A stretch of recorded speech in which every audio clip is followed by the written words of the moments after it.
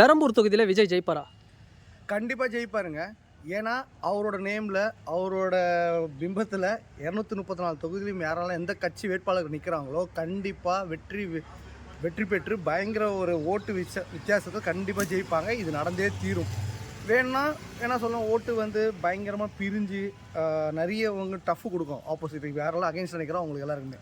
ரஜினி சாரோட ஃபேன்ஸ் ஓட்டு, அஜித் சாரோட ஃபேன்ஸ் ஓட்டெல்லாம் வந்து விஜய்க்கு போட மாட்டோம் அப்படின்னு வந்து சில சோஷியல் மீடியாவில் பரப்புறாங்களே, நீங்கள் இப்போ எப்படி அதை பார்க்குறீங்க? அது வந்து கண்டிப்பாக வந்து எப்படி சொல்கிறதுனா, யாருமே ரஜினி ஃபேன்ஸும் சரி இல்லை அஜித் ஃபேன்ஸும் சரி ஓப்பனாக வந்து இன்னும் சொல்லவே இல்லை. சொல்லிட்டு இருக்காங்கன்னா ஒரு சில விஷயம் நம்ம வந்து இப்போ விஜய்க்கு வந்து நேர்காண இந்த 2 வருஷமும் அவர் கட்சி ஆரம்பிச்சதுலேருந்து அவர் நெருக்கடி நிறைய கொடுத்துட்ருக்காங்க.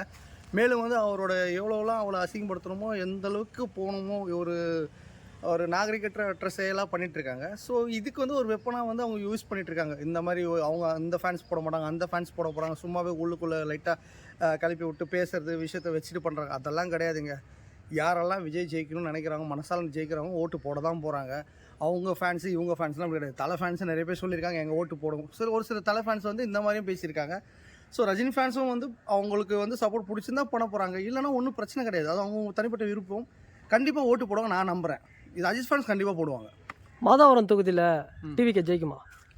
கண்டிப்பாக ஜெயிக்குங்க ஐயா. ஏன்னா ஜெயிக்குதோ இல்லையோ, அப்படி ஜெயிக்காமல் போனாலும் கூட டஃப் பயங்கரமாக கொடுக்கும். இந்த ஃபஸ்ட்டு தேர்தலே வந்து நான் எதிர்பார்க்குறது வந்து, ஏன்னா இப்போ இத்தனை வருஷம் வந்து அவங்க பண்ணுறாங்க. கிட்டத்தட்ட சொல்கிறோமா அவங்க 75 வருஷம் இருக்காங்கன்னா இப்போ இருக்கட்டும். ஃபஸ்ட்டு வருஷமே வந்து ஒரு வயசு குழந்தைய வச்சுப்போம். 1 வயசு குழந்தை வந்து மோதும்போது வந்து கிட்டத்தட்ட வந்து டஃப் கொடுத்தோம். அது எவ்வளோ பெரிய விஷயங்க நம்ம இந்தியன் அரசியல் வரலாற்றில். அப்போ வந்து அது எவ்வளோ பெரிய விஷயத்த இது வந்து இந்த அடுத்த 5 வருஷத்தில் அவங்க ஆளுங்க எதிர்கட்சியாக அமைஞ்சதுன்னா அதுக்கு அடுத்த வருஷம் ஜெயிக்கிறதுக்கு இன்னும் பயங்கர பிரகாசமாக வாய்ப்பு இருக்குது. இல்லை, நான் என்ன கேட்குறேன்னா, இப்போ இந்த எலெக்ஷன் 2026 மாதவரம் தொகுதியில் டிவிக்கே வின் பண்ணுவாங்களா? கண்டிப்பாக வின் பண்ணுங்க.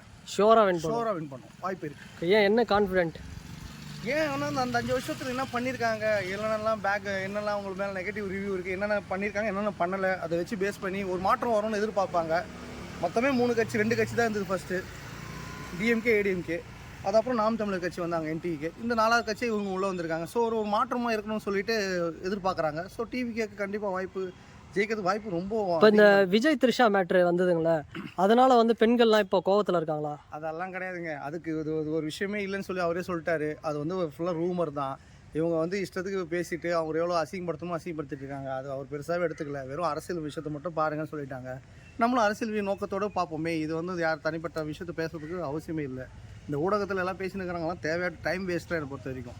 ஏன் பேக் ஃபயர் ஆயிரும்னா, இப்போ அவங்க ஆட்சிக்கு வரதுக்கு முன்னாடியே வந்து கிட்டத்தட்ட இத்தனை வருஷம் ஆட்சியில் அமைச்சு இந்த 10 வருஷம் 20 வருஷம் 30 வருஷத்தில் வந்து கல்லால் வந்து ஒரு அமௌண்ட் இருக்கும். இது வந்து விஷயத்தில் அந்த கடன் வந்து ஒவ்வொரு இந்தியர்கள் மேலேயும் ஒவ்வொரு தமிழ்நாடு மக்கள் மேலேயும் வந்து இவ்வளோ லட்சக்கணக்கில் அமௌண்ட் தான் இருக்குது. இவங்க வந்து இன்க்ரீஸ் தான் பண்ணியிருக்காங்க தவிர டிக்ரீஸ் பண்ணலையே. ஆனால் அவங்க வந்து என்னன்னா ஒரு நிறைய விஷயங்கள் கொண்டு வந்திருக்காங்க. வேலைவாய்ப்பு விஷயம் கொண்டு வந்திருக்காங்க. நிறைய மக்கள் நல்லா படிக்கிறாங்க. எல்லாமே அதெல்லாம் ஓகே, அதெல்லாம் பாசிட்டிவ் தான். பட் ஆனால் எதிலெல்லாம் அவங்க வந்து நோக்கம், எதில் வந்து சட்ட ஒழுக்கத்தில் வந்து கான்சன்ட்ரேட் பண்ணலை. அநீதி நிறைய நடந்தது அவரோட ஆட்சியில். ஸோ இதெல்லாம் வந்து மக்கள் பார்த்துட்டு இவ்வளோ ஊழல் எல்லாருக்கும் தெரிஞ்சிருச்சுங்க. ஃபஸ்ட்லாம் வந்து எப்படின்னா அந்த காலத்தில் வந்து எதுவும் யாருக்குமே எதுவும் தெரியாது. எவனும் கான்சன்ட்ரேட் பண்ண மாட்டான், படத்தோடு நிறுத்திப்பான், அவ்வளோதான். இப்போ வந்து அவர் ஒரு புதுசாக ஒரு ஆள் வரும்போது பார்த்தா அரசியல் பற்றி படிக்கணும்னு ஆசைப்பட்றாங்க மக்கள். வந்து இளைஞர்கள் அரசியலில் என்னென்னு தெரியுது. எல்லாருக்கும் அந்த நாலேஜ் வரும்போது என்ன ஆகிடுதுன்னா யோசிக்க ஆரம்பிச்சாங்க. இப்போது அப்போ யோசிச்சு அவங்களோட ஓட்டை வந்து இத்தனை நாள் நம்ம வந்து காசு போட்டால் கொடுக்கலாம், காசு கொடுத்தா ஓட்டு போடலான்னு ஒரு ஸ்டைல் இருந்தது. அந்த ஸ்டைலே எப்போவுமே ஒர்க் அவுட் ஆகாது, வாய்ப்பே இல்லை. இப்போ எல்லாம் அந்த பழைய ஜென்ரேஷன்லாம் போகிறாங்க, வயசு முடிஞ்சிச்சு, ரிட்டையர்மெண்ட் ஆகிறாங்க. இப்போ நியூ ஜென்ரேஷன் வந்திருக்காங்க, அவங்களுக்கு மட்டும் தான் ஓட்டு இருக்குது. அதை வச்சு அவங்க கிண்டல் பண்ணுறாங்க. அதெல்லாம் கிடையாது. நடுத்தில் மக்களும் மாறி இருக்காங்க. அவங்களுக்கு தனிப்பட்ட விஷயம். இது கண்டிப்பாக ஓட்டு மாற பயங்கர டஃப்பு கொடுக்குங்க. இது பயங்கர டஃப்பு கொடுக்கும். இந்த அரசியல் இந்த எலெக்ஷன் பயங்கரமாக இருக்கும். இப்போது நீங்கள் ஒரு டிவிக்கு சப்போர்ட்டர். ஓகே, நீங்கள் வந்து இப்போது ஃபஸ்ட் டைம் ஓட்டு போடுறவங்களா இருக்கட்டும், இல்லை யாரெல்லாம் ஓட்டு போட போகிறாங்களோ அவங்களுக்குலாம் நீங்கள் சொல்ல வர்றது என்ன? ஐயா, ஓப்பனாக சொல்கிறது என்னென்னா, ஃபஸ்ட் டைம் ஓட்டு போகிறது இந்த இருக்கிறதெல்லாம் ரைட்டு. நான் வந்து லாஸ்ட் டைம் கூட என் ஓட்டு வந்து எப்படி சொல்கிறது வேஸ்ட்டாக தான் போச்சு. ஓப்பனாக சொல்கிறேன். எங்கள் வீட்டில் டிஎம்கே தான் போட்டாங்க. நான் வந்து மக்கள் நீதி மையம் போட்டேன். ஏன்னா அன்றைக்கி வந்து எனக்கு கமல் சார் வரும்போது லாஸ்ட்லாம் அடிச்சாடு பயங்கரமாக ஏதோ இருக்க போகுதுன்னு நினச்சி நான் நம்பிட்டேன் அன்றைக்கி.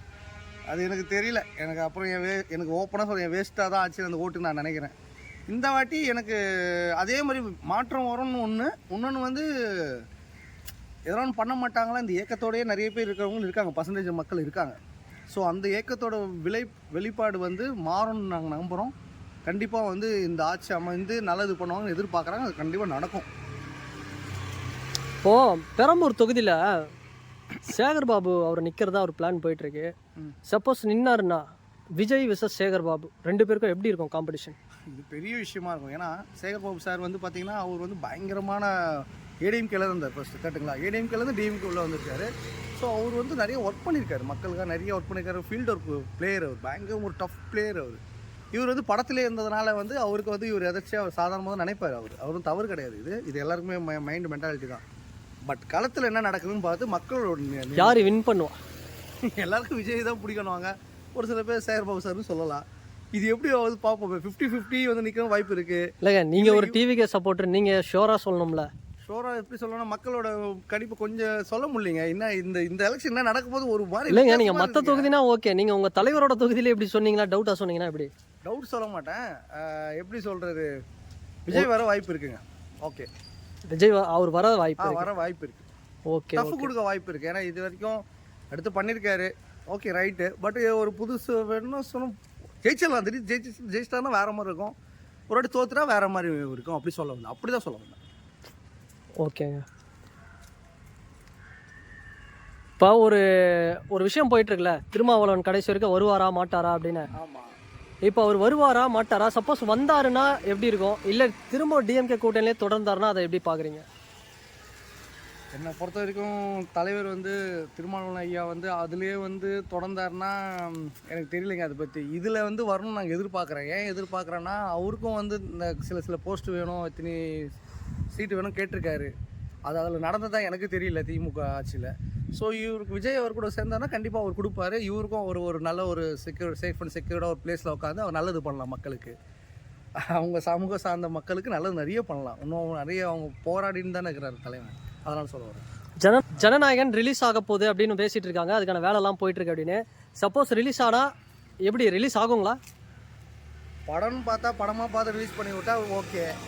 இது நீங்கள் அரசியல் விஷயத்த ஒருத்தர் வந்து தனிப்பட்ட விஷயத்தை தாக்கணும்னு சொல்லி நிப்பாட்டிங்கன்னா அதுவும் நடக்க வாய்ப்பு இருக்குது. ஆனால் படம் ரிலீஸ் ஆச்சுன்னா பயங்கர கலெக்ஷன் இருக்கும். அதில் நிறைய விஷயம் இருக்குது, நிறைய ஒரு மெசேஜ் இருக்குது. இது மக்களுக்கு வந்து சேரும். அது கண்டிப்பாக மக்கள் சப்போர்ட் பண்ணுவாங்க. இப்போ ஜனநாயகன் ரிலீஸுக்கு தயாராகிட்டீங்க? எல்லாரும் தயாராகிட்டு தான் இருக்கோம். தயாராக தான் எதிர்பார்த்துட்ருக்கோம் படம் வரும்னு சொல்லிட்டு.